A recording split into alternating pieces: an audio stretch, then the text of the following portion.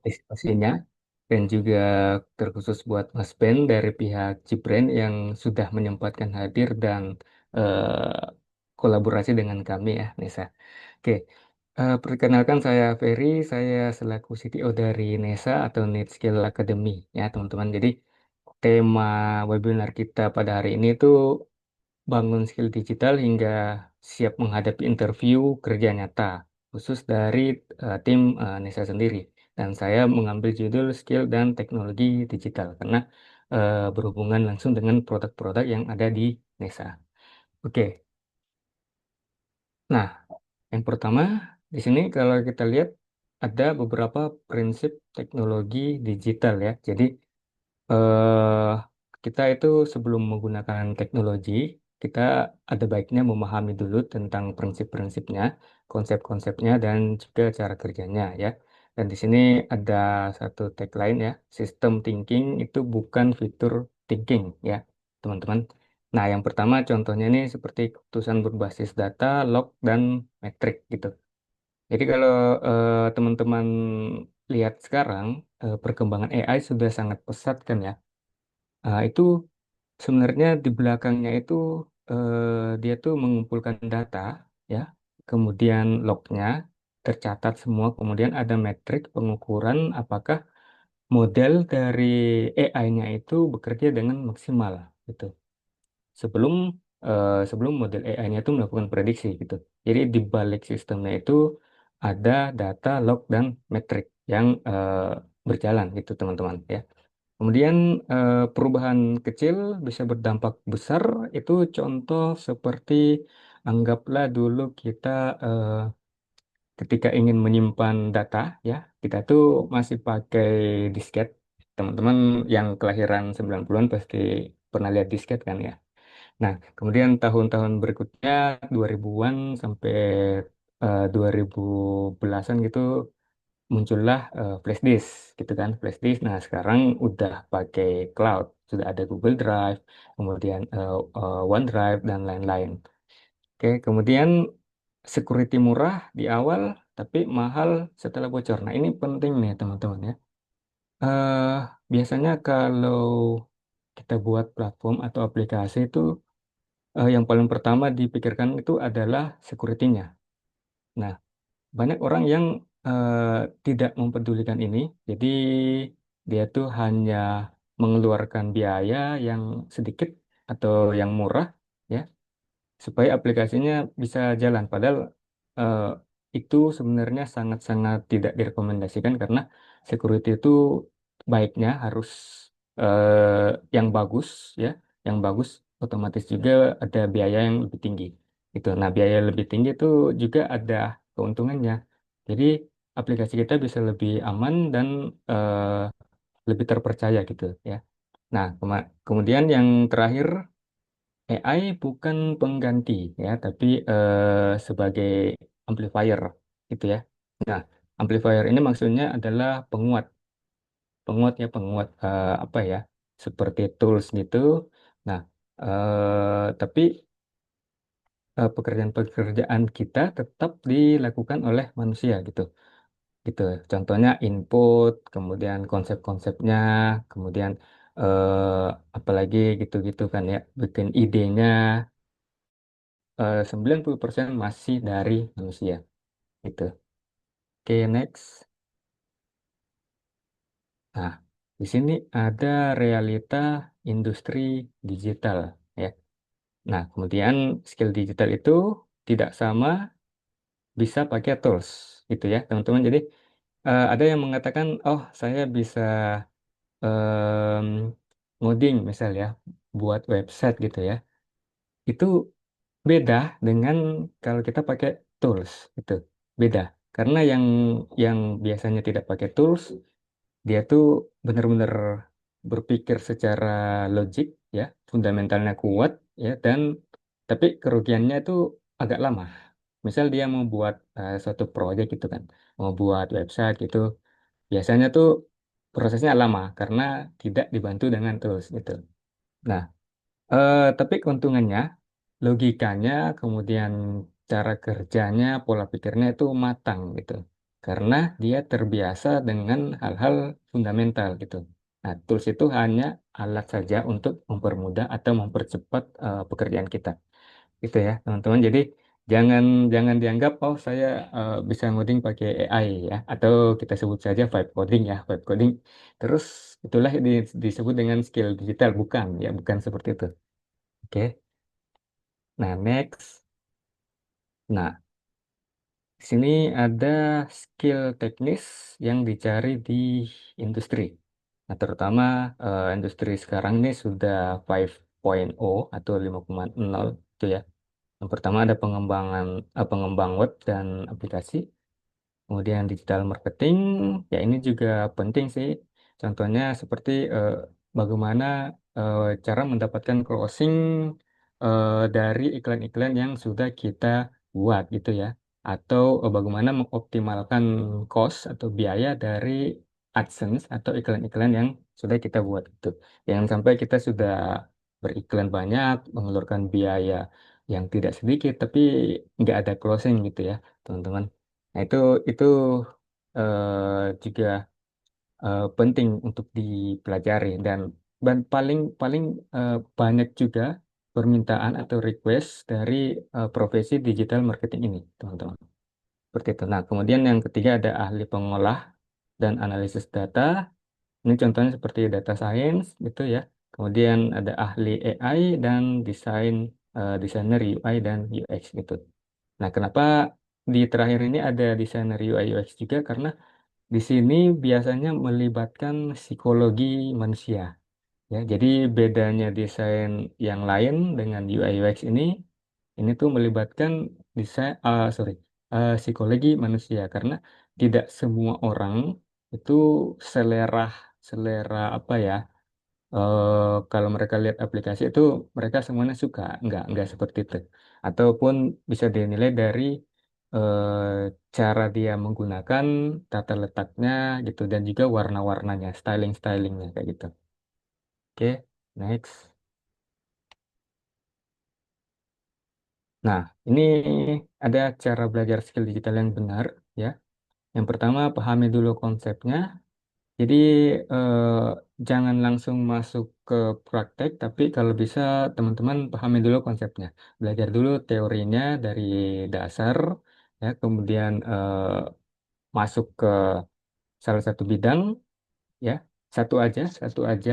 Jangan banyak tapi nggak ada expertise. Nah itu banyak yang kayak gitu, pada akhirnya mereka tidak ada fokus. Jadi saya sarankan pilih satu aja bidangnya, terus jadilah expert di situ. Ya, seperti itu teman-teman. Kemudian lanjut belajar berbasis proyek atau project based learning. Kemudian gunakan AI sebagai tools pendukung. Nah ini juga untuk mempercepat kita dalam belajar, dalam memahami suatu konsep juga ya. Kemudian bangun portofolio, pahami ekosistem, dan mulai personal branding kecil. Nah, kenapa di sini ada kata-kata kecil? Karena pada saat kita ingin memulai sesuatu, apalagi kita ingin menjual skill kita pasti memulai dengan lingkungan sekitar dulu, ya kan?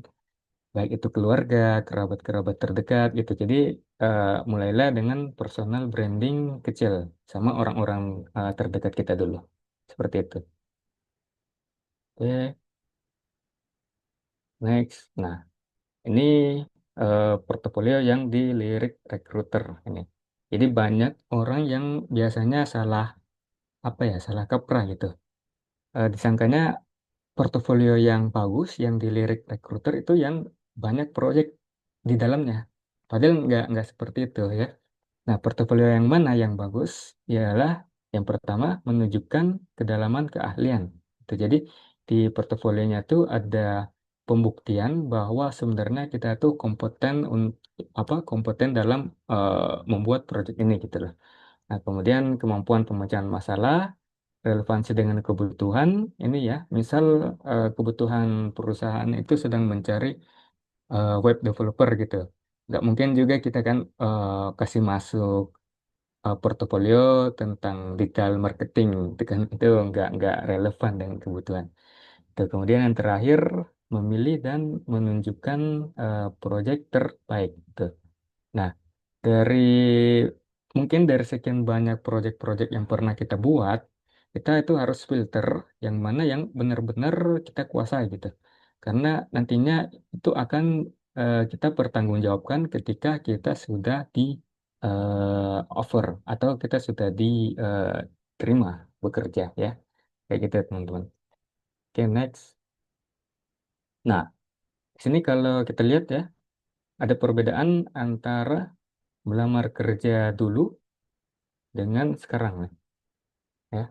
Jadi yang sekarang ini sistem memaksa agar pelamar itu benar-benar relevan. Jadi tidak asal melamar lagi, gitu ya.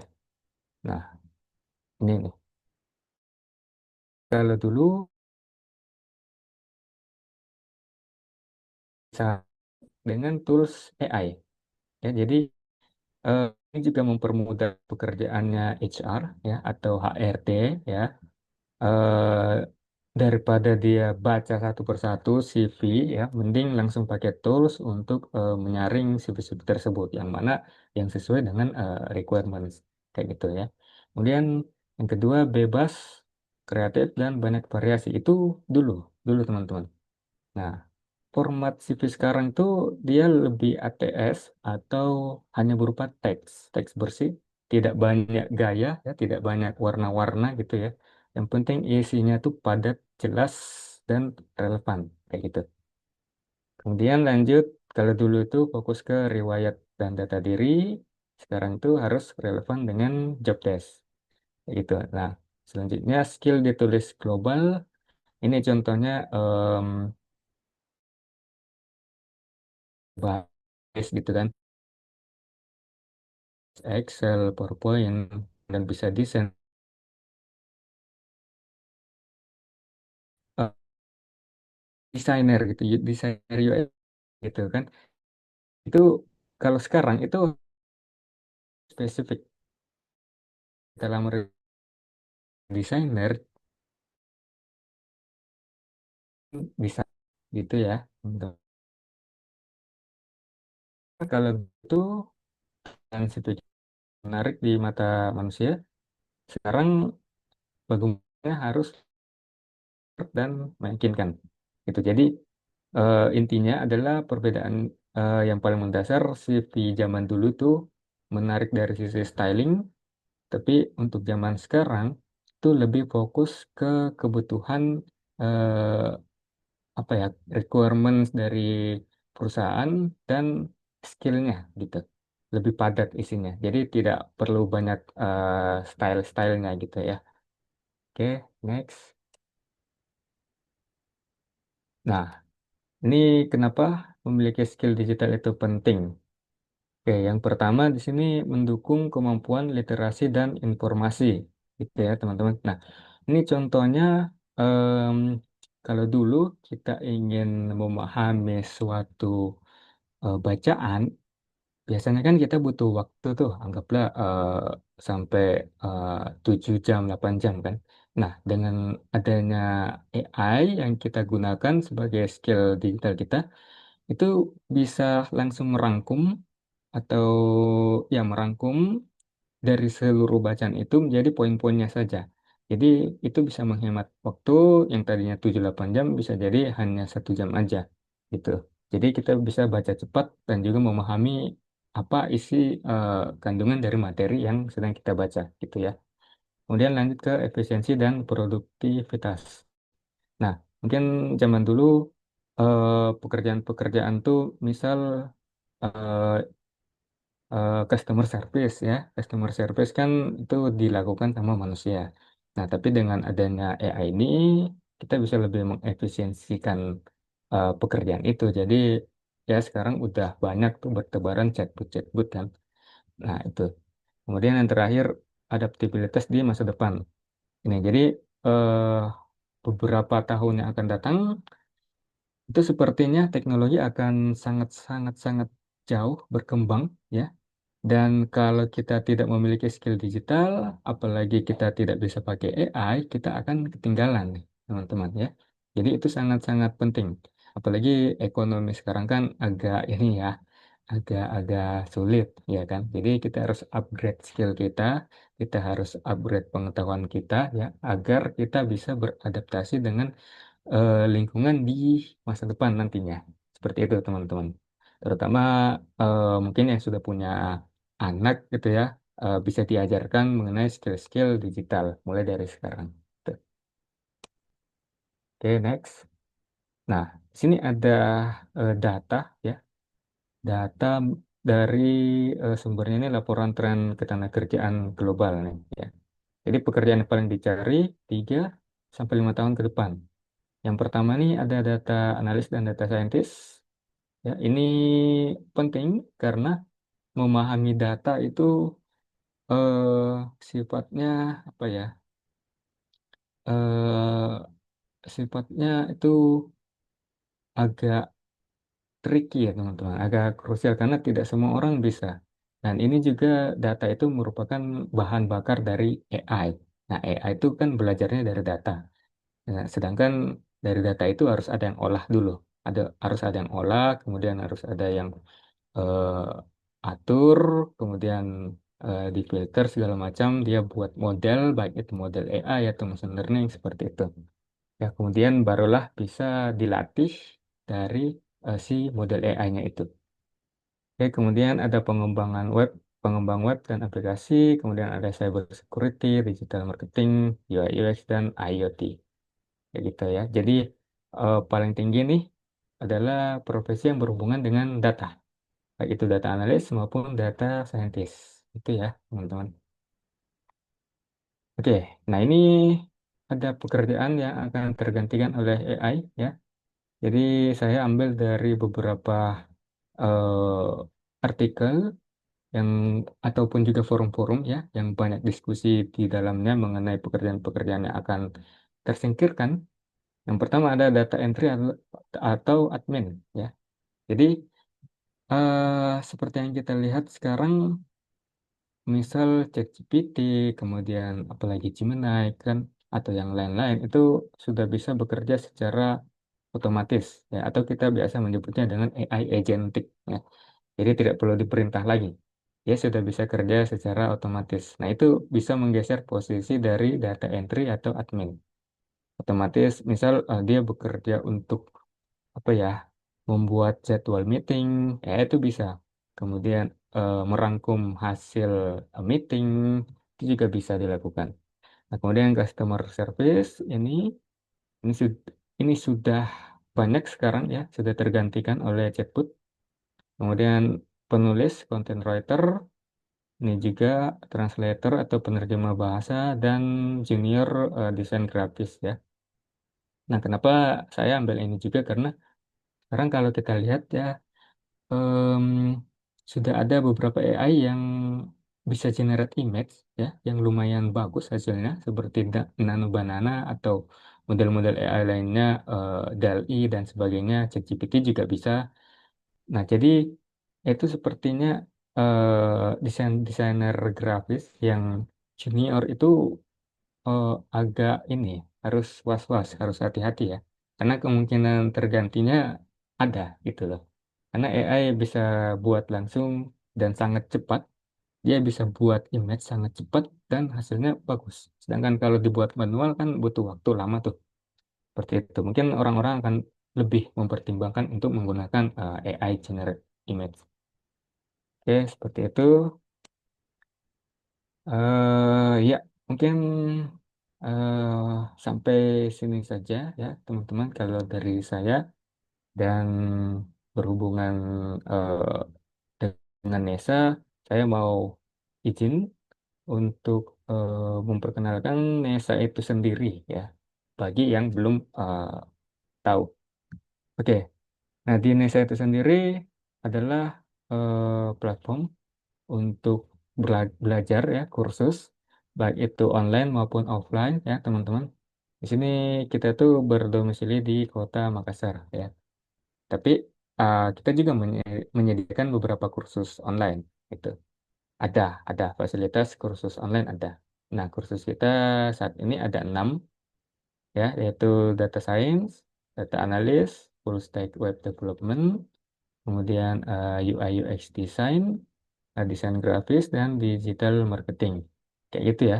Nah, di desain grafis ini kita tuh mentor kita cukup expert ya. Jadi materi kita gimana caranya agar hasil desain kita itu tidak kalah dengan AI. Itu ya, teman-teman. Jadi saya sengaja masukkan materi desainer grafis tadi di slide itu supaya nanti eh, teman-teman bisa lihat ke platform kita dan ya bisa nanti berkonsultasi dengan mentor-mentor kami seperti itu.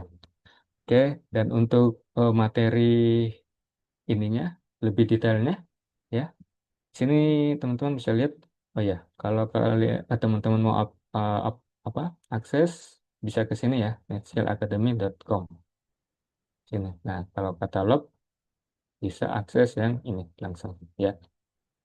Oke, nah untuk materinya sendiri di data science itu ada 16 kali pertemuan ya. Jadi mulai dari pengantar data science dan Python, kemudian Python lanjutan, kemudian eh, machine learning sampai ke project presentation. Tuh. Kemudian untuk data analis ada statistik, deskriptif, kemudian Excel, Tableau, MySQL, Google Colab, dan juga terakhir final presentation gitu ya. Nah, lanjut ke web development, ada JavaScript, React, Tailwind, Express, dan juga deploy ya. Jadi teman-teman nanti akan belajar bagaimana cara deploying website secara real.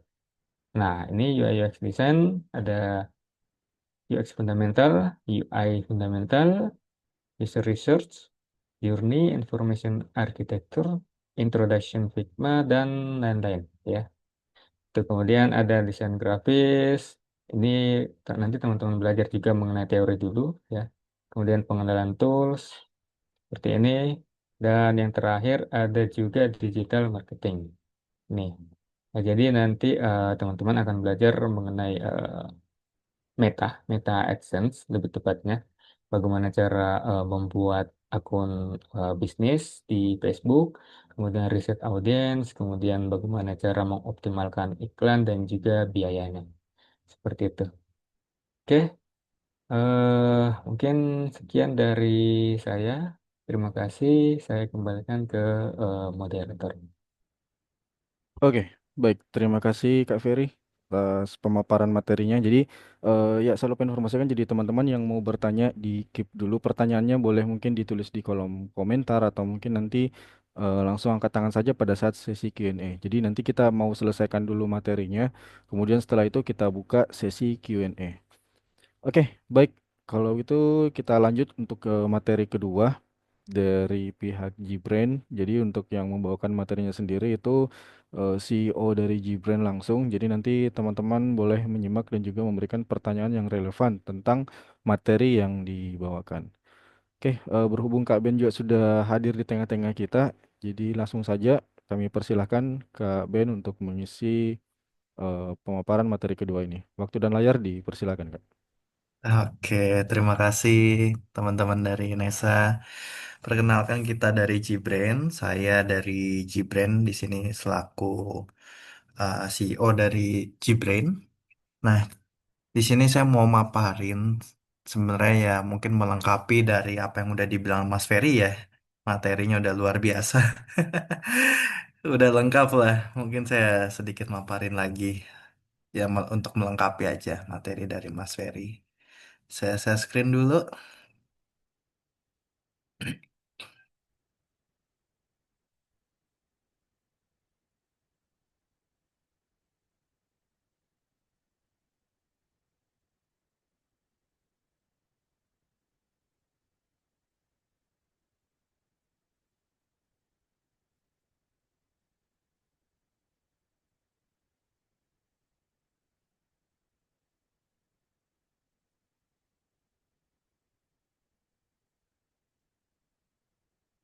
Oke, udah kelihatan ya. Oke, jadi untuk materi dari kita ini terkait kerja, terkait karir.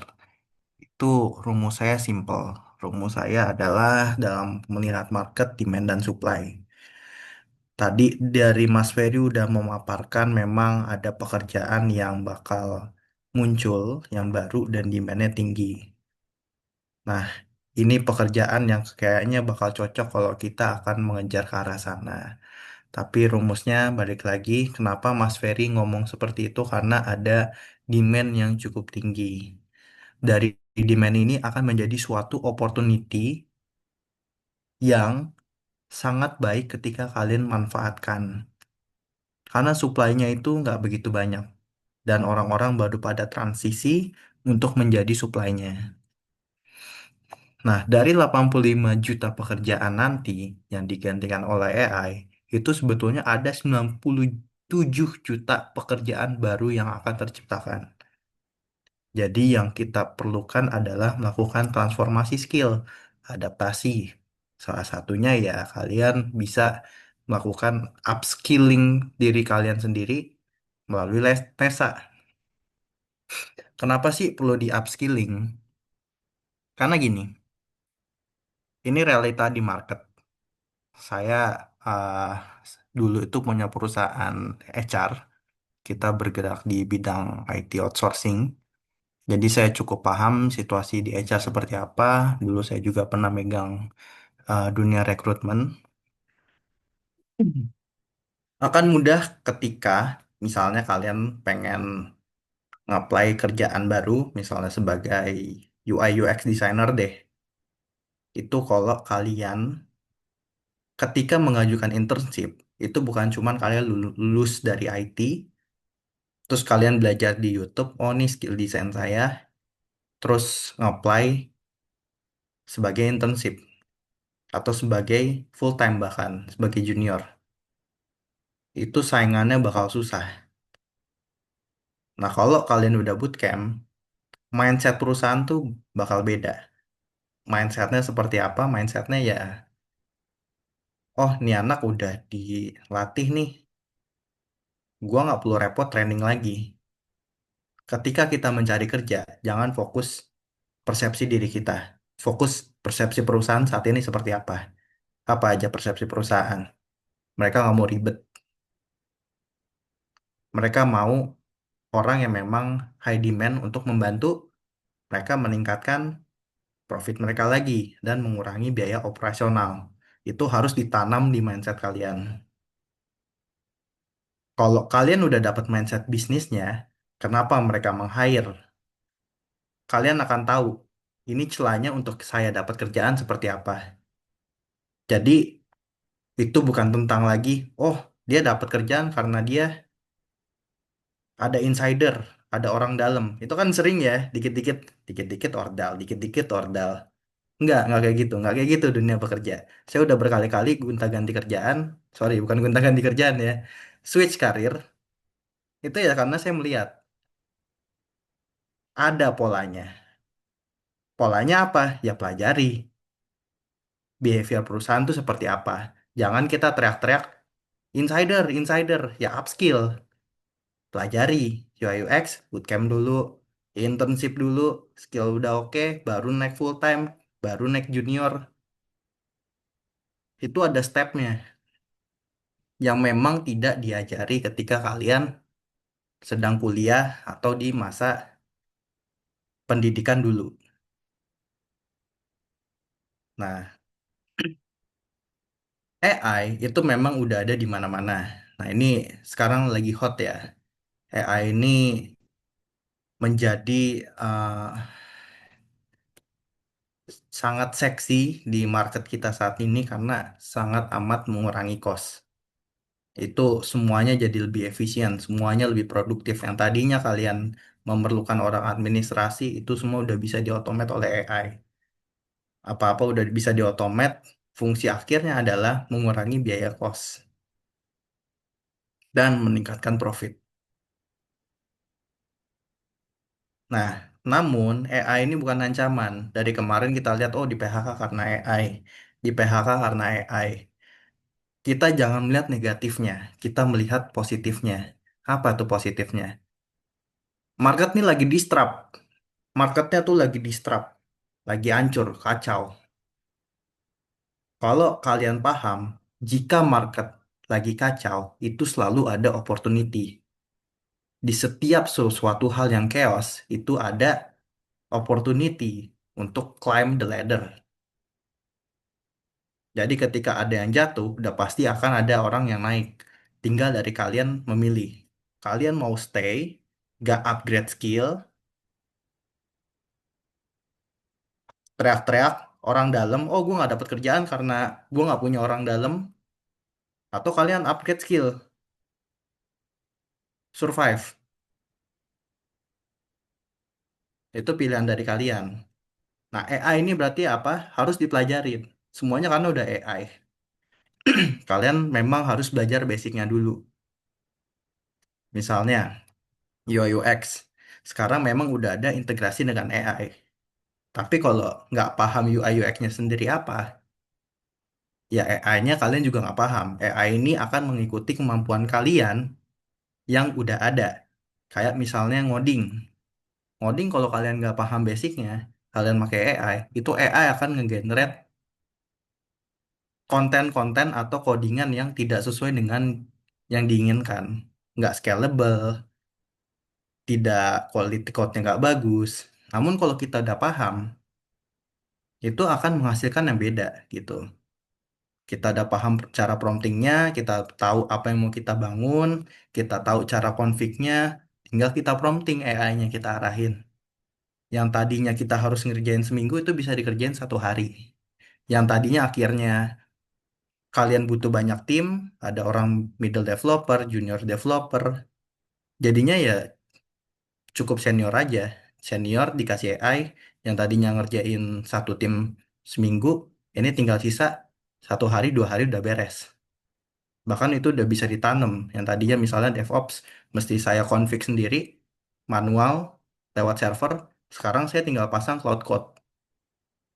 Cloud Code tempel di server, apa nih mau masang? Tarik Docker image, bikin Docker container, bikin environment Kubernetes-nya. Itu semua minim rate of error. Tapi kalau saya nggak paham duluan konsep DevOps sama nggak ada skill software engineering, ya saya nggak bakal paham. Kan nggak bisa langsung, tolong dibuatkan aplikasi seperti Tokopedia. Saya harus tahu arsitektur Tokopedia seperti apa, dalamnya seperti apa. Baru saya buatin satu-satu menggunakan AI. Itu yang memberikan tingkat result quality yang lebih tinggi. Gitu. Nah, di dunia kerja saat ini, AI itu bertindak sebagai fondasi. Nah, saat ini AI itu bakal menjadi krusial dalam operasional bisnis. Itu di semua sektor industri. Bahkan kriteria rekrutmen baru itu semua minta orang paham dengan AI. Kayak misalnya, saya udah biasa lihat lowongan HR, lowongan finance, mereka dicari yang paham menggunakan AI. Karena lebih mudah dan lebih cepat kerjanya ketika mereka menggunakan AI dibanding nggak menggunakan AI. Dulu orang pada risis di tahun 2023, 2024, jangan gunain AI. AI itu bermasalah, resultnya nggak sesuai. Look sekarang, 2026, kualitasnya serem. Itu baru 2026 ya, 3 tahun setelah Gen AI keluar. Bayangin 1 tahun kemudian, bayangin 2 tahun kemudian. Nah, tapi tantangan ini akan menjadi suatu peluang sekali lagi. Perubahan deskripsi pekerjaan ini bakal membuka peluang bagi mereka yang siap beradaptasi.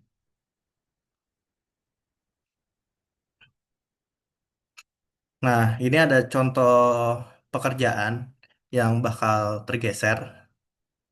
Contohnya kayak admin rutin, pengarsipan, data entry, riset manual sederhana, bahkan transkripsi dan terjemahan dasar.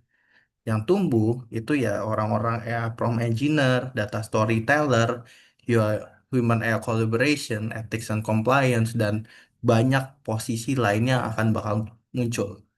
Kalau di dunia produk sendiri ada tiba-tiba AI Product Manager, tiba-tiba di software engineer, software engineering full stack AI developer yang nanti tujuannya adalah dia nge-wrapping model AI yang udah existing untuk dibuat suatu aplikasi dan di training supaya dia mengikuti apa parameter yang kita butuhkan.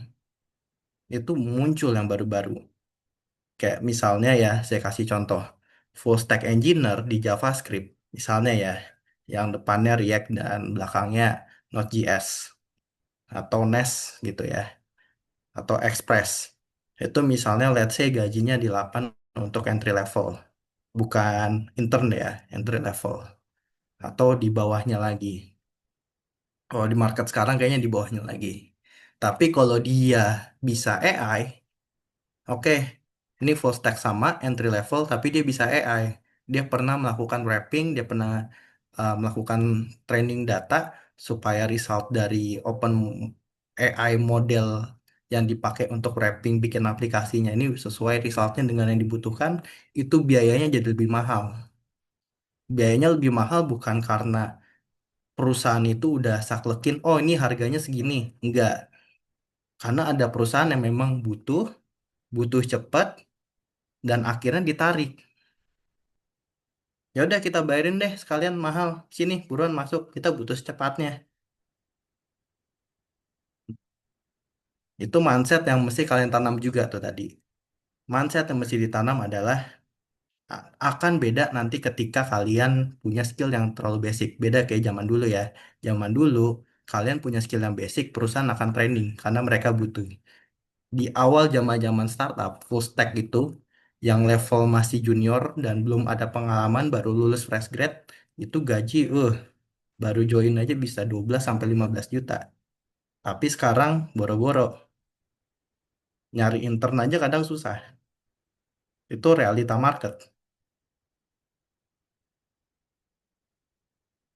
Itu realita marketnya. Apakah tiba-tiba misalnya, oh nih dikasih gaji kecil nih. Lah, kok dikasih gaji kecil?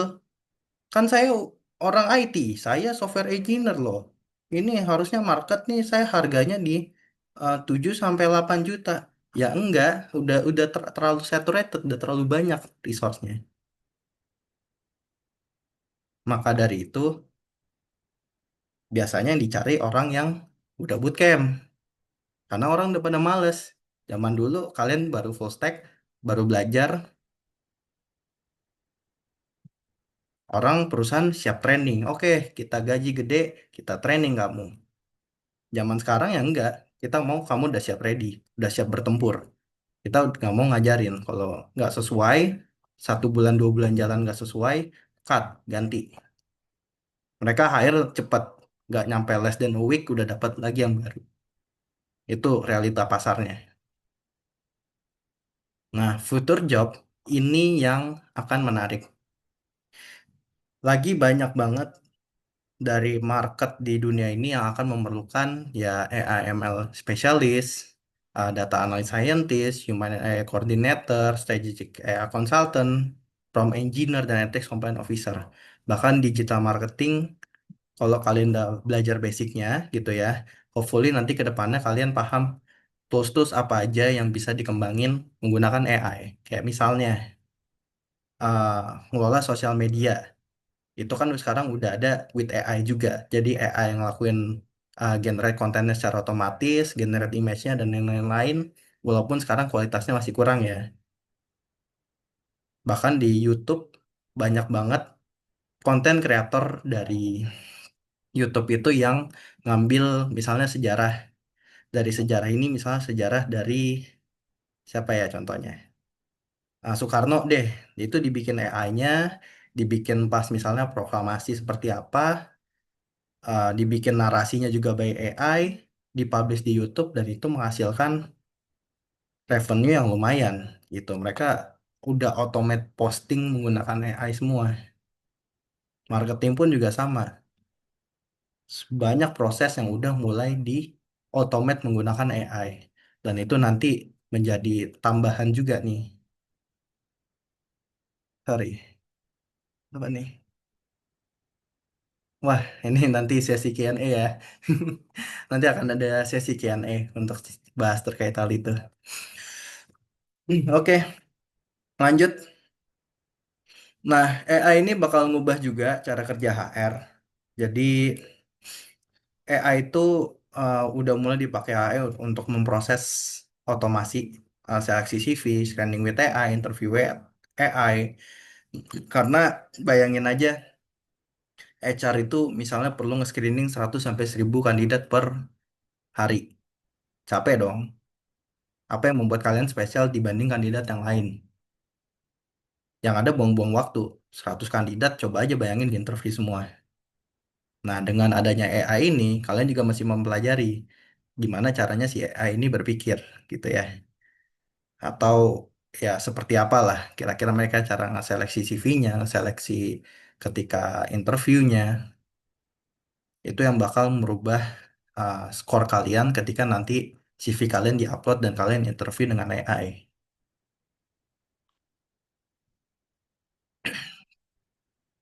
Nah, di sini ada perubahan mindset di mana saya lihat banyak banget berita di Indonesia ya.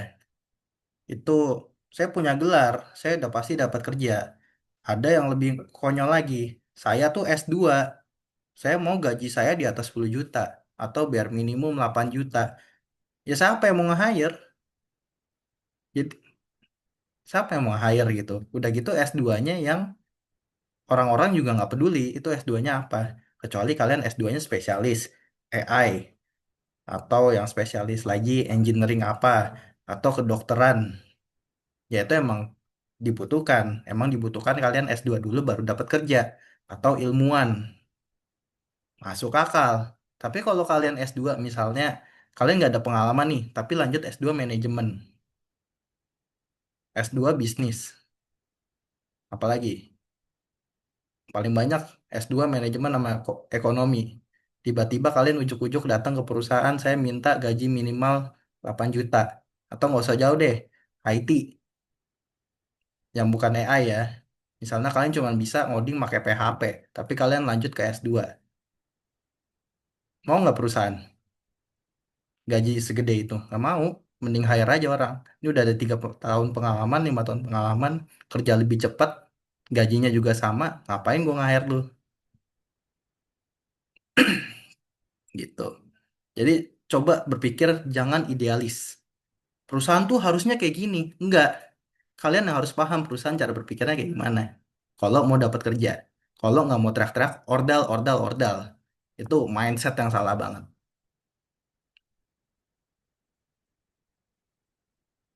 Kedua, ini bakal agak beda. Jangan kalian udah belajar di kuliah, ngerasa, oh ini bakal siap di dunia kerja. Enggak. Cari ilmu terus. Bootcamp, lihat YouTube tutorial, terus project based learning kayak tadi kata Mas Ferry bilang, pelajarin hal baru terus. Belajar, belajar, belajar. Karena udah terlalu banyak manusia di bumi ini. Udah terlalu banyak manusia di Indonesia. Kalau kalian nggak bisa menjadi lebih baik dibanding mereka, kalian akan ketinggalan. Kalaupun kalian nggak mau jadi lebih baik dari mereka, kalian harus memanfaatkan opportunity. Mencari posisi di mana demand-nya tinggi, supply-nya rendah, kalian masuk tuh di situ. Itu adalah cara tidak berkompetisi. Udah pasti kalian di hire, bisa aja gajinya juga besar. Nah, itu fokus juga jangan pada deskripsi pekerjaan yang kaku. Mindset yang baru, bagaimana saya bisa lihat produk dengan AI. AI first mindset. Jadi, adaptability bukan lagi sekedar soft skill, melainkan strategi bertahan hidup di pasar kerja 2026. Kejam, kejam. Memang kejam banget. Tapi kalian kalau mau survive, ya ini, saya ajarin caranya nih di webinar ini. Nah, nih sorry ya, lagi agak kurang enak badan. eh Intinya di era ini kalian coba mulai untuk belajar, cari kursus, sertifikasi, itu akan memudahkan kalian untuk mencari bare minimumnya internship. Kalau lagi beruntung ya bisa dapat entry level karena market itu udah sangat susah. Kalian udah punya banyak banget lawan saingan di pasar. Perusahaan pun mengakui bahwa ya ngapain kita nge-hire orang kosong banget dan nge-training. Mereka udah nggak ada budget untuk itu. Capek soalnya. Keluarin budget, orangnya di training, bagus, pindah ke perusahaan lain. Mendingan orangnya pas masuk udah ready. Misalnya baru fresh, bootcamp, ya udah. Internship, ternyata bagus, lanjutin full time. Sekarang kayak gitu, internship dijadiin ajang probation. Itu udah bakal umum banget. Praktik, bikin aja, bikin project, portofolio, karena learning itu harus by doing. Kalau kalian nggak learning by doing, kalian lupa lagi. Bedain teori sama ketika eksekusi di pekerjaan beneran. Itu bakal beda banget. Networking itu juga bakal membantu. Misalnya kalian masuk komunitas di LinkedIn, kolaborasi, kerja bareng sama siapa. Networking ini soalnya menarik. Ketika orang nyaman bekerja sama kalian, kalian itu selalu bakal ditawarin kerjaan terus.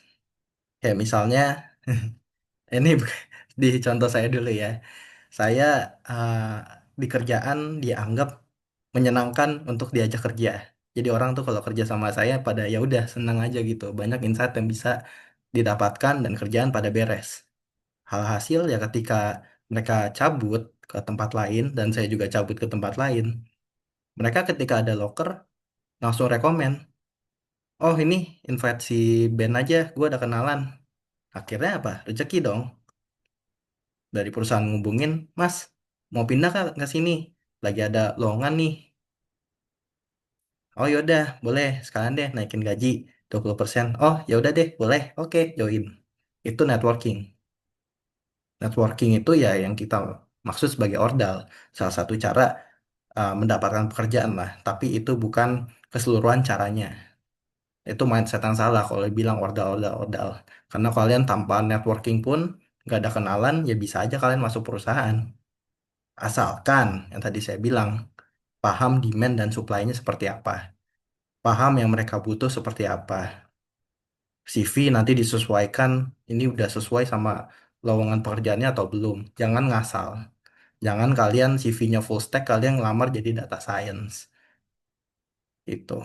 Mindsetnya adaptif, selalu, selalu berkembang, selalu resilient, skill kembangin, technical tools-nya, domain expertise-nya juga dikuatin, personal branding, eh sebenarnya plus minus. Personal branding bukan berarti digital presence-nya bakal apa ya, membuat mudah untuk jadi reputasi mencari kerjaan, tapi ini juga salah satu yang membantu sih betulnya. Ya mungkin di antara networking personal branding mereka tuh kayak nge-support 20 sampai 40% lah masing-masing. 20 sampai 30%. Oke, cara garis besar, garis kesuksesan karir itu dibangun dari belajar praktik dan reputasi yang konsisten. Nah, insight-nya adalah AI itu bukan ancaman tapi peluang, mindset itu menentukan arah karir, action, skill itu harus dibangun dengan strategi dan personal branding. Kalau bisa kalian mulai pelan-pelan, kalian eh, sering muncul bantu di LinkedIn atau di IG, tunjukin skill kalian. Misalnya kalian paham terkait AI, kalian unjuk di YouTube atau LinkedIn jelasin apa yang kalian paham, terus bantu orang lain gitu ya. Soalnya mereka ada kesulitan, kalian bantu. Itu kan juga part of personal branding ya. Nggak harus kalian selalu ngepost, ngepost, ngepost, ngepost di LinkedIn. Bisa jadi kalian sering muncul, aktif di eh, suatu komunitas, komunitas misalnya Node.js gitu atau komunitas apa gitu. Kalian bantu orang-orang di sana, kalian bantu solving masalah mereka, itu bisa jadi suatu personal branding juga yang ujung-ujungnya bisa menjadi suatu networking. Jadi sukses adalah mindset, skill, dan positioning. Oke, mulai dari mana? Nah, sebetulnya saya ngebuat tools namanya Gbrand. Ini saya kepikiran gini. Saya jelasin historinya Gibran dikit. Gibran itu tools di mana, oke, let's say orang ini udah kuliah, IPK-nya bagus, mereka udah bootcamp dan skillnya bagus. Tapi sayangnya, saya sering banget muncul ngeliat kandidat yang ini orang bagus banget, skillnya mantep banget, attitude oke. Tapi sayangnya gini, dia nggak bisa nembus HR, yang harusnya dia bisa ketemu saya dan bisa saya nilai mereka. Itu nggak tembus HR gara-gara satu CV-nya jelek, atau CV-nya nggak sesuai dengan job postingnya, walaupun skillnya udah sesuai. Terus ketika interview dia ngangong-ngangong. Skillnya padahal keren banget dan saya butuh. Misalnya saya lagi buka lowongan nih full stack. Saya buka full stack untuk misalnya React dan tadi Express. Wah, mantep nih kandidatnya. Dia paham. Bahkan sampai ngerjain infrastruktur di belakangnya itu juga paham. Dia paham tuh konsep eh, Grafana, konsep ELK, konsep Rome, konsep Docker gimana, mas apa namanya bikin CI/CD. Oh, keren itu. Padahal dia baru fresh grade. Itu bagi saya kandidat yang keren dan attitude-nya misalnya bagus juga. Tapi karena dia satu misalnya CV-nya kurang, akhirnya di reject. Harusnya saya ketemu sama dia dan memudahkan hidup saya dan saya berani bayar dia. Eh, kita nggak ketemu. Jadi apa? Jadinya sayang dong. Rezeki ketutup gara-gara CV-nya nggak benar dan dia nggak bisa interview. Pas interview sama HR, eh iya saya eh, udah banyak belajar. Oh iya, udah belajar apa aja? React, terus diam. eh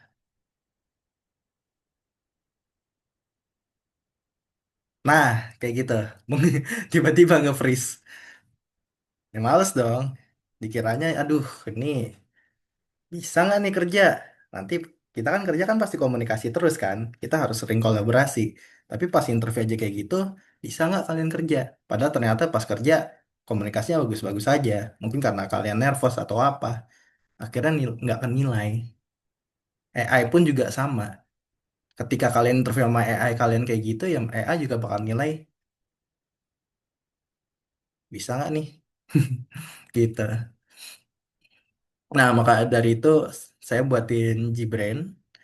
Gbrain itu ya kurang lebih kalian misalnya pengen ngelamar di Astra atau ngelamar di Gojek atau mau ngelamar di BCA, itu kalian cukup taruh aja itu job description-nya tentang apa.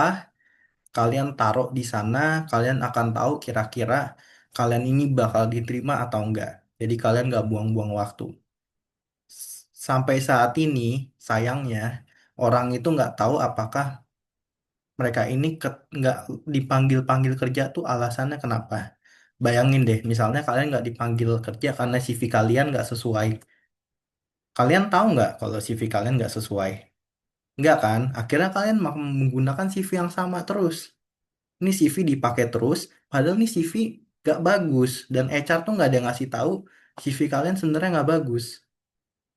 Tapi kalian nggak bisa nuntut HR juga. Ya udah dong, harusnya HR ngasih tahu kita ya. Lu siapa? Kenapa malah nuntut-nuntut HR harus ngasih tahu kalau CV kalian nggak bagus? Jangan berpikir orientednya di sekitar kalian doang. Oh, it's about me, me, me, me, me. Enggak.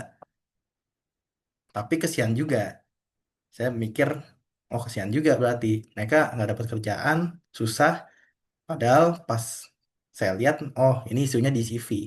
Pas saya interview orangnya, interviewnya bagus, skillnya juga oke. Tapi nggak keterima gara-gara CV-nya jelek mulu. CV-nya nggak sesuai. Dan ternyata isunya ya udah benerin aja CV-nya. Pas di apply, saya bilang ya udah apply-nya nih disesuaiin ya. Dibaca dulu job desk-nya. Karena ini CV-nya cuma sesuai dengan job desk tersebut. Di luar job desk tersebut nggak bakal diterima. Akhirnya orangnya keterima. Saya udah beberapa kali banyak kasus di dunia di apa ya kehidupan saya Banyak saya ketemu orang seperti itu. Akhirnya ya setelah dibenerin cara dia interview, CV-nya saya benerin, CV-nya disesuaikan dengan job-job description dari job posting, akhirnya mereka dapat kerja. Nah, maka dari itu saya mikir dibanding orang-orang datang ke saya mulu minta wejangan, saya capek sendiri ya udah saya bikin tools saja namanya Gbrain. Nah, jadi Gbrain ini bakal jadi partner karir. Di situ ada CV scanner, CV generator, sama interview simulator. Jadi kalian udah tahu simulasi ketika mau interview sama suatu perusahaan tuh seperti apa, tinggal dijaz saja. Interview, misalnya kalian mau interview nih sama Astra, nanti bakal ditanya, disesuaikan, oh ini interview, dia bakal sesuai nggak dengan environment kita, sesuai nggak dengan skill yang kita butuhkan, sesuai nggak dengan kultur kita. Itu bakal kalian ya kurang lebih tahu lah 70-80% dari simulasi itu. Dan kalian juga tahu skor kalian ketika interview itu bakal sejauh apa. Jadi kalian udah paham, oh ternyata skor gue cuma 50-60%. Berarti ya tingkatin. Tuh.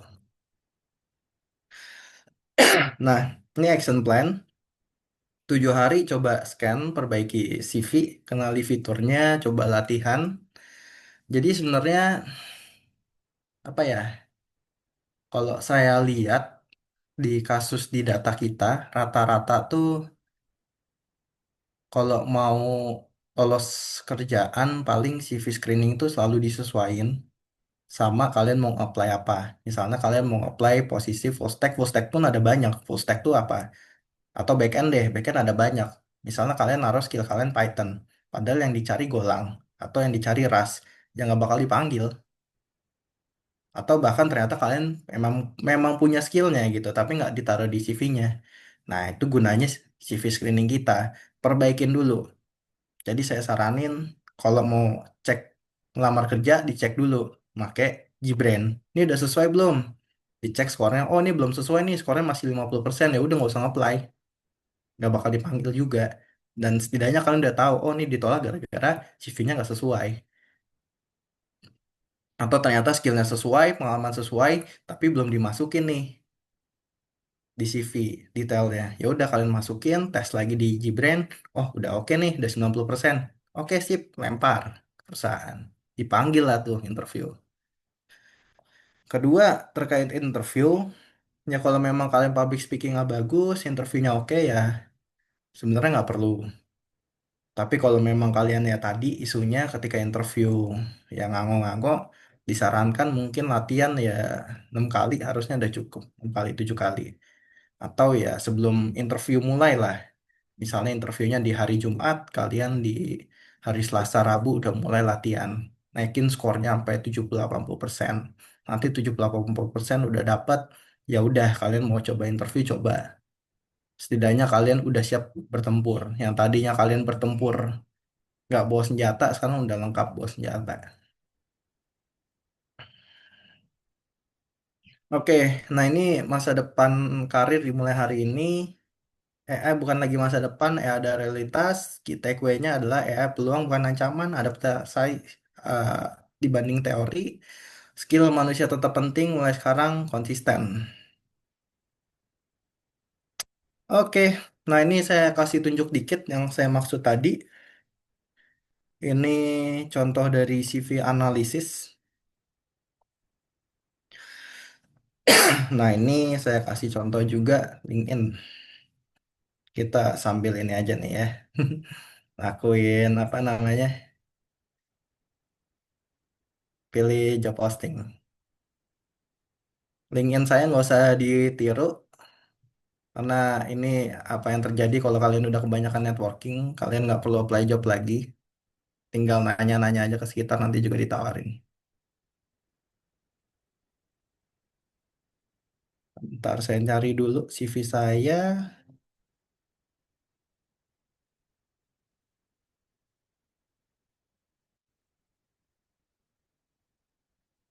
Hmm. Oke, sip, dapet.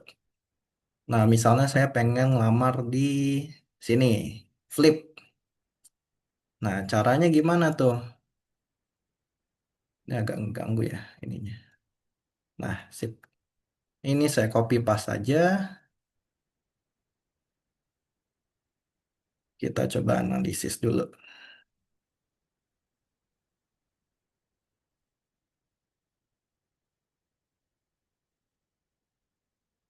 Ini kita upload CV.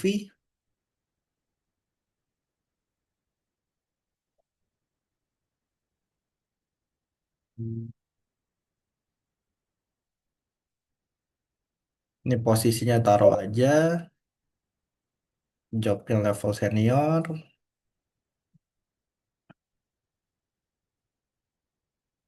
Job desk kita kopas. Ini nantinya bakal ada fitur otomatis. Jadi kita akan ada job portal juga. Jadi kalau kalian sebelum apply, itu nanti kalian juga ketahuan tuh skornya berapa. Dibanding kalian harus pakai LinkedIn, kalian nggak tahu kan. Itu sebenarnya kalian sesuai atau enggak. Match atau enggak sebetulnya. Kita analisis aja. Loh, mana nih? Sebentar ya.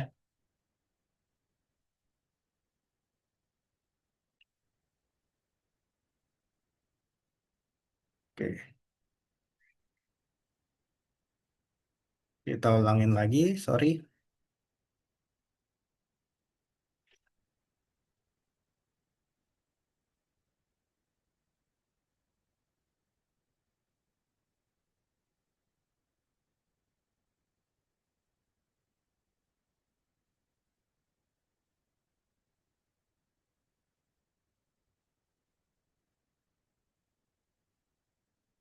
Oke, ini sementara kayaknya lagi ada gangguan.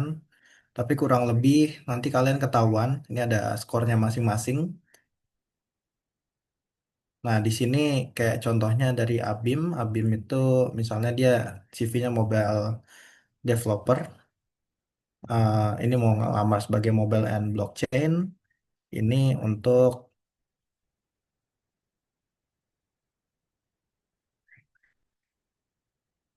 saat ini dia kelihatan skornya secara ATS dia memang 80% uh, sesuai.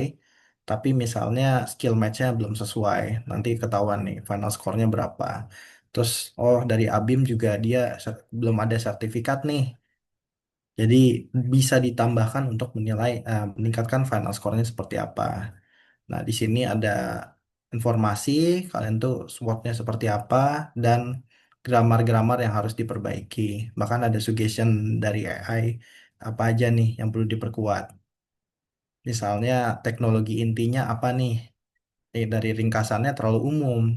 Yang disebutin walaupun lu nyebutin blockchain atau mobile, tapi bisa deh ditambahin misalnya skill-skill kayak Solidity, Flutter, dan tahun pengalaman yang memberikan dampak instannya.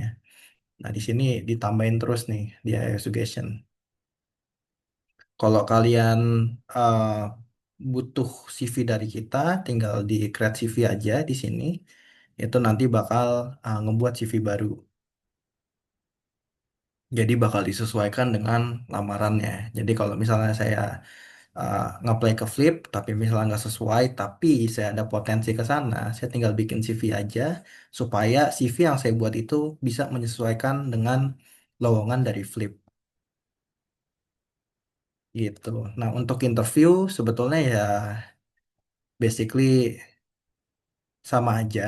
Jadi kalian nargetin juga, misalnya posisinya yang tadi, product manager untuk di Flip, target company-nya Flip, company industrinya apa, career levelnya apa, masukin job description. Misal interview type-nya ini masih di fase HR atau technical interview. Nanti kalian start di interview dan itu bakal nyesuaiin AI, bakal scraping data. Flip ini perusahaan seperti apa?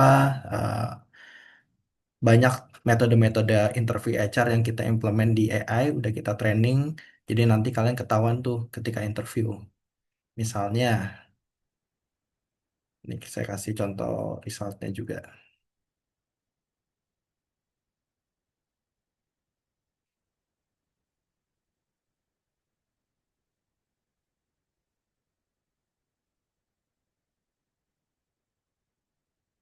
Oke. Nah, tapi nanti kalian coba aja dulu. Ini ada sedikit isu ya. Ini belum ada data ininya, karena kalau interview bakal kelamaan 30 menit. Kurang lebih seperti itu. Mungkin dari saya cukup, saya kembaliin ke tim Nesa untuk sesi Q&A. Terima kasih. Baik, terima kasih Kak Ben atas pemaparan materinya. Ya, oke, jadi langsung saja mungkin eh, teman-teman yang mau bertanya silakan open mic menyangkut kedua materi ini. Oke, kalau misalkan belum ada, mungkin kakak-kakak pemateri bisa respon pertanyaan yang ada di kolom chat. Ini mulai dari Kak Nur Ainun. Ini saya coba bacakan pertanyaannya. Kak, saya mau bertanya, skill apa saja yang paling penting dipelajari mahasiswa, termasuk mahasiswa introvert, agar siap menghadapi interview kerja dan mampu beradaptasi dengan perubahan dunia kerja di era media sosial dan AI? Oke, oke. Ya, mungkin bisa dijawab secara paralel atau dari salah satu pemateri mau menjawab dulu.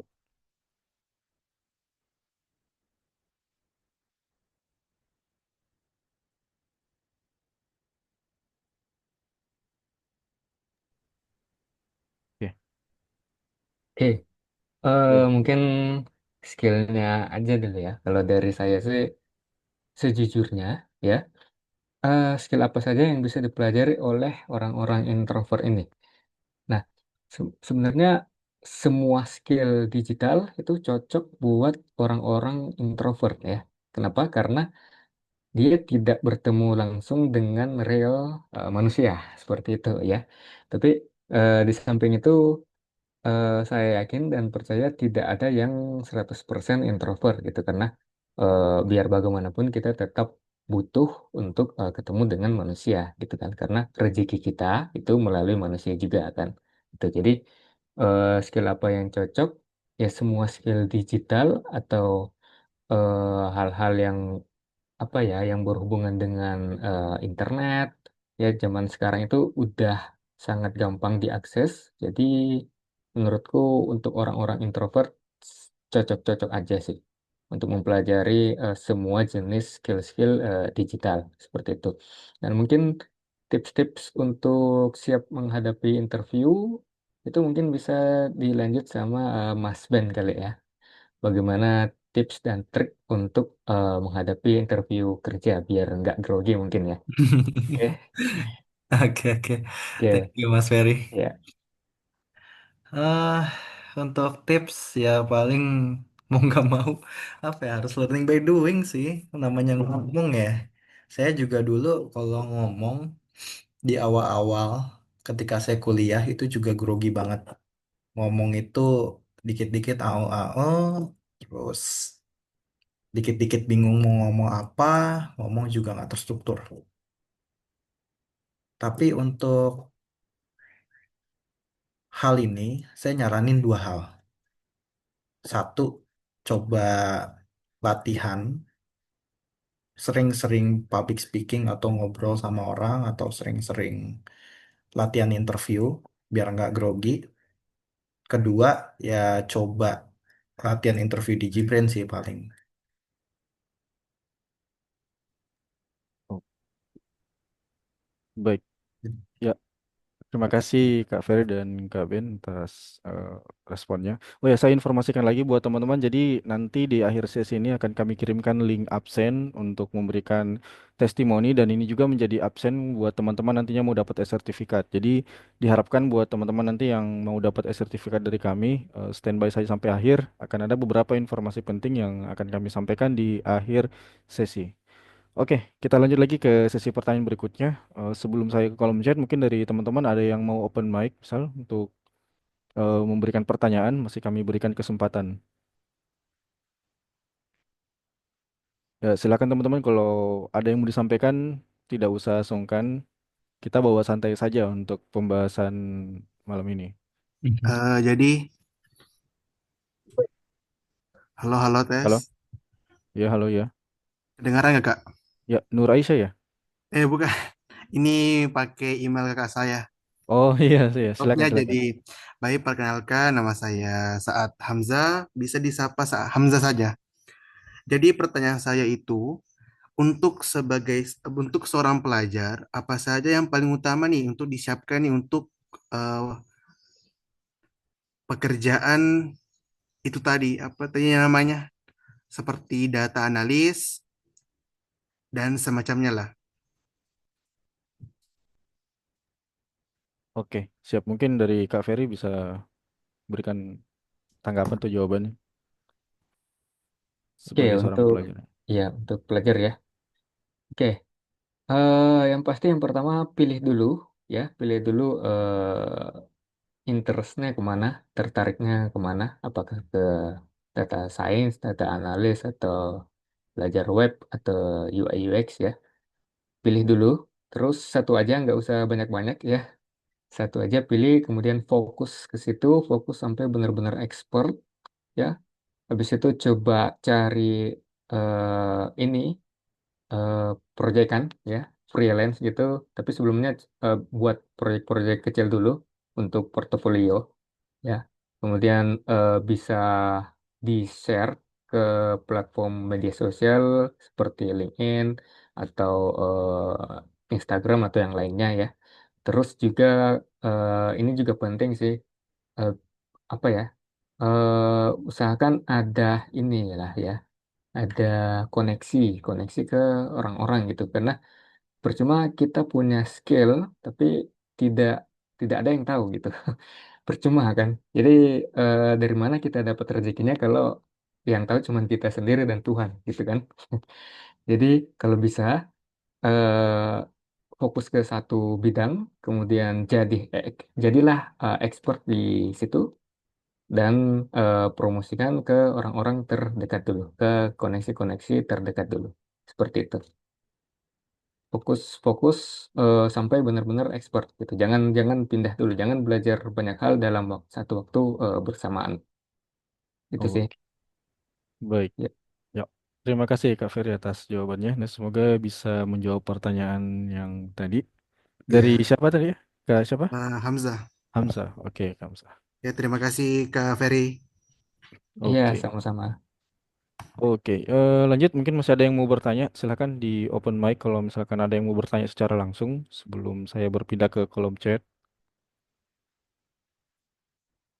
Oke, kalau tidak ada, saya lanjut saja ke pertanyaan selanjutnya dari kolom chat. Ini ada dari Rafa Adrian. Izin bertanya via chat. Cara membangun skill digital, mental kerja, dan personal branding agar tetap relevan serta mampu bersaing di dunia kerja yang semakin didominasi oleh AI dan ekonomi digital, bagaimana, Kak? Oke. Oke, jadi ya mungkin bisa dari siapa dulu? Mungkin dari Kak Ben dulu atau Kak Ferry?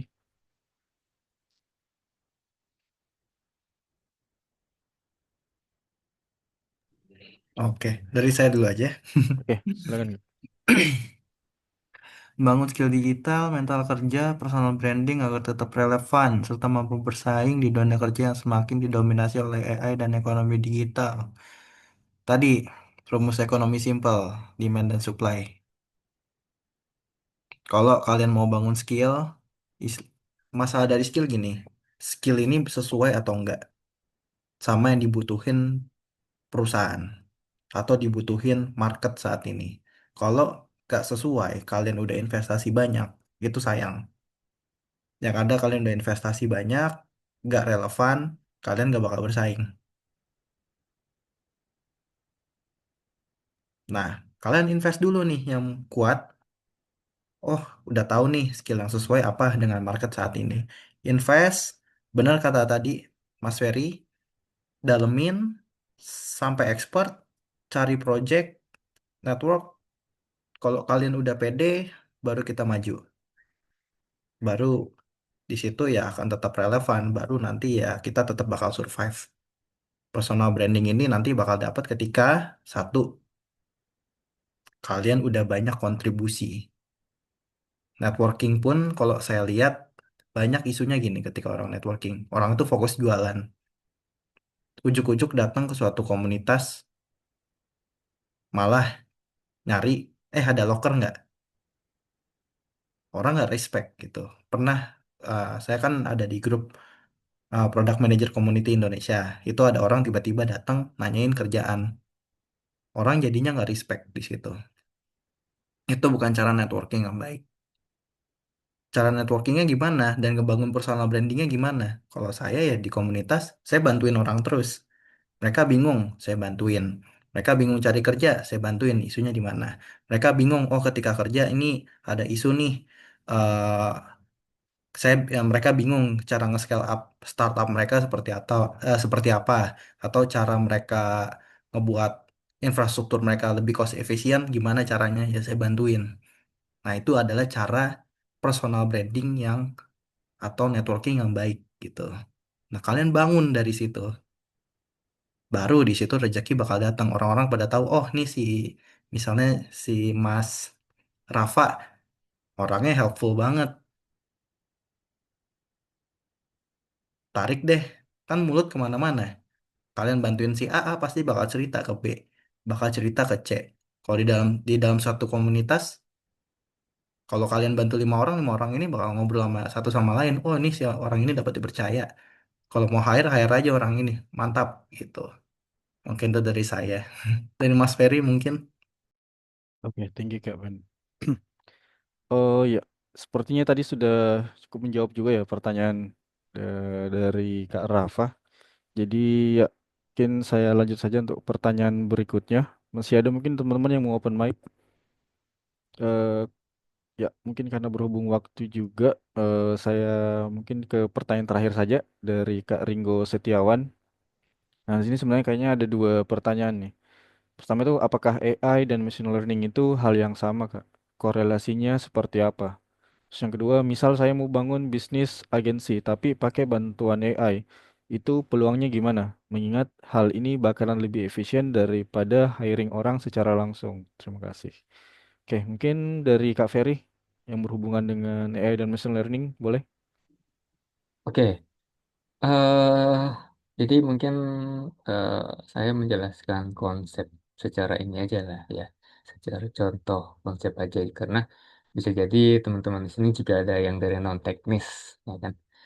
Oke, AI itu adalah konsep yang luas, yang apa ya, yang global untuk menciptakan mesin yang bisa meniru fungsi kognitif manusia seperti problem solving, mengambil keputusan, kemudian berpikir secara mesin, gitu kan. Nah, itu AI.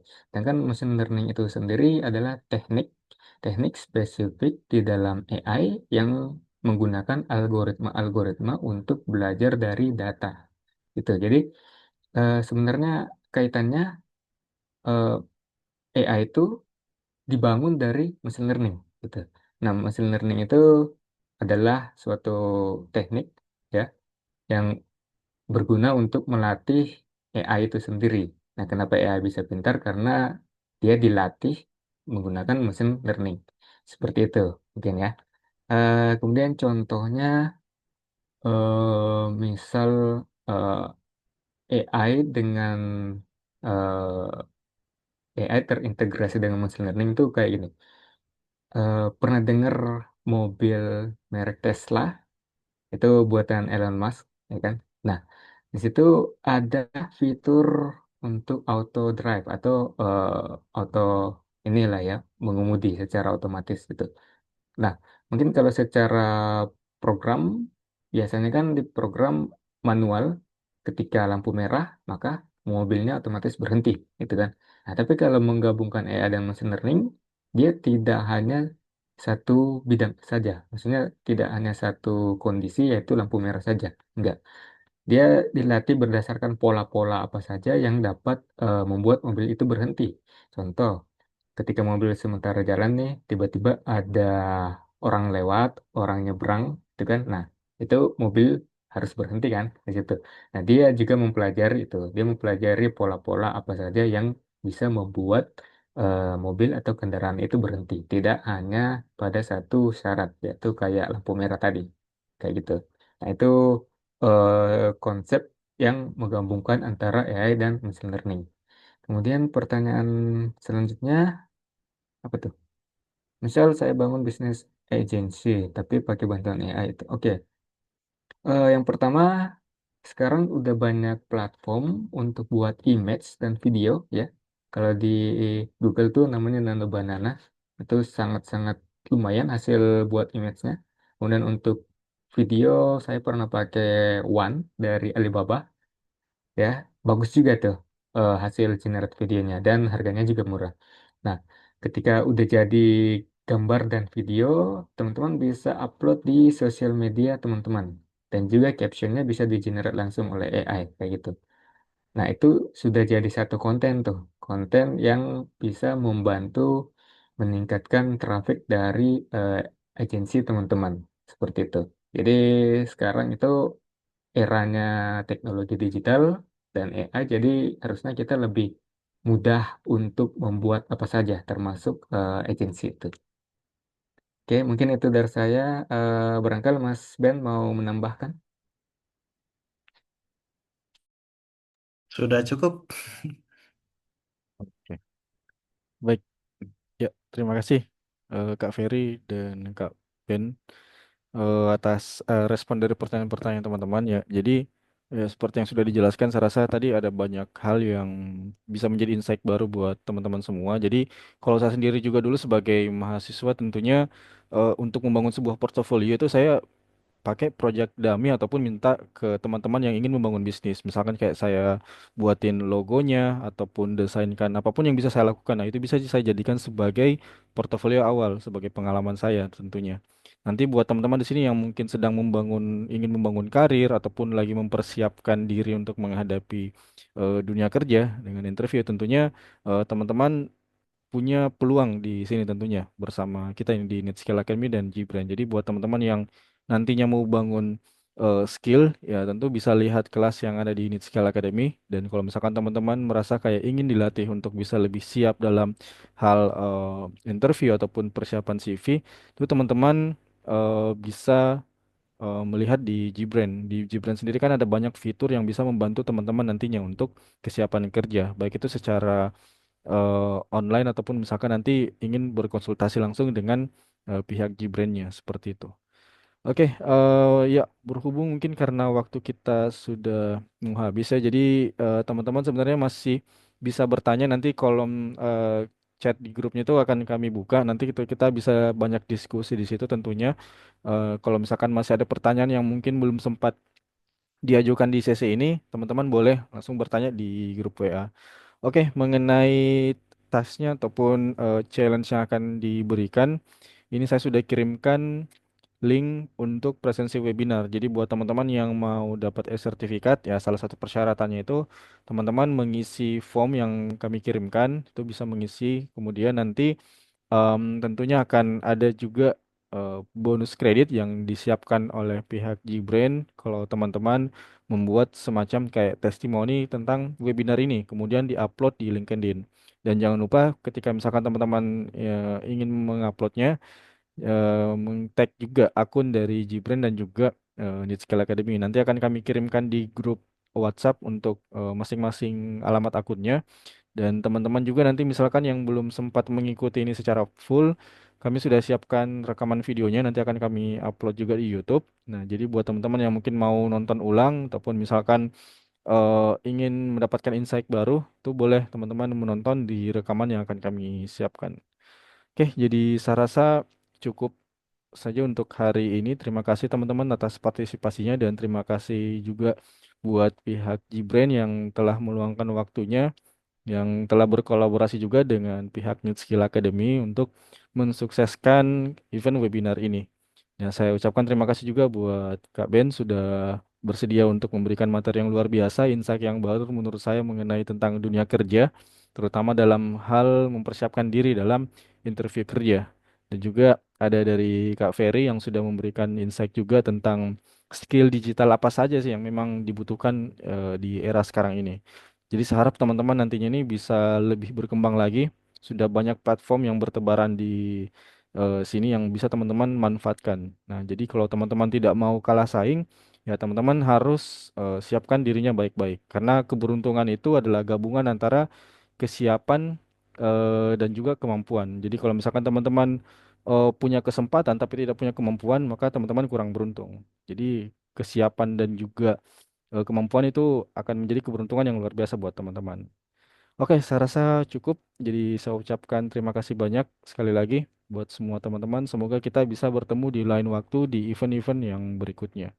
Oke, akhir kata saya ucapkan terima kasih. Wassalamualaikum warahmatullahi wabarakatuh. Dan selamat malam. Ya, malam semua. Thank Oke, you. Thank Thank you. you. Thank thank you. you. Selamat Ya, malam.